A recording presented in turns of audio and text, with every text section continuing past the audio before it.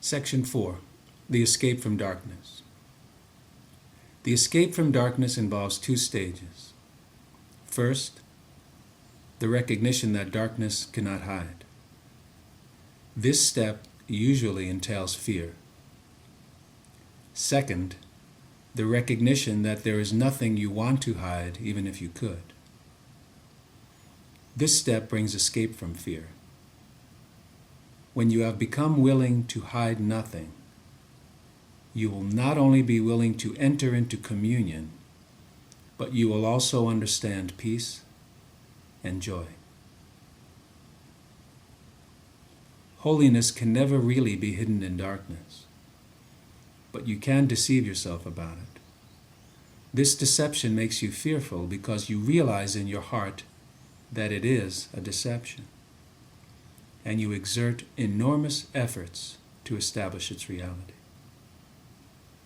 The miracle sets reality where it belongs.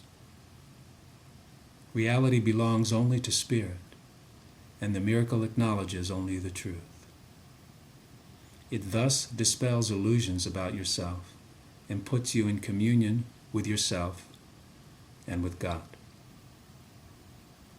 The miracle joins in the atonement by placing the mind in the service of the Holy Spirit. This establishes the proper function of the mind and corrects its errors, which are merely lacks of love. Your mind can be possessed by illusions, but spirit is eternally free. If a mind perceives without love, it perceives an empty shell and is unaware of the spirit within. But the atonement restores spirit to its proper place. The mind that serves spirit is invulnerable. Darkness is lack of light, as sin is lack of love. It has no unique properties of its own. It is an example of the scarcity belief, from which only error can proceed. Truth is always abundant. Those who perceive and acknowledge that they have everything have no needs of any kind.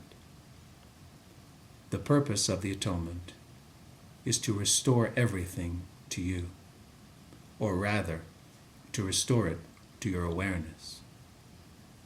You were given everything when you were created, just as everything was. The emptiness engendered by fear must be replaced by forgiveness.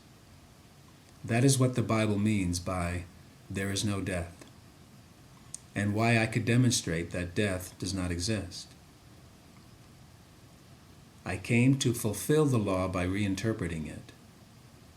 The law itself, if properly understood, offers only protection. It is those who have not yet changed their minds who brought the hellfire concept into it. I assure you that I will witness for anyone who allows me, and to whatever extent he permits it. Your witnessing demonstrates your belief, thus strengthening it. Those who witness for me are expressing, through their miracles, that they have abandoned the belief in deprivation in favor of the abundance they have learned belongs to them.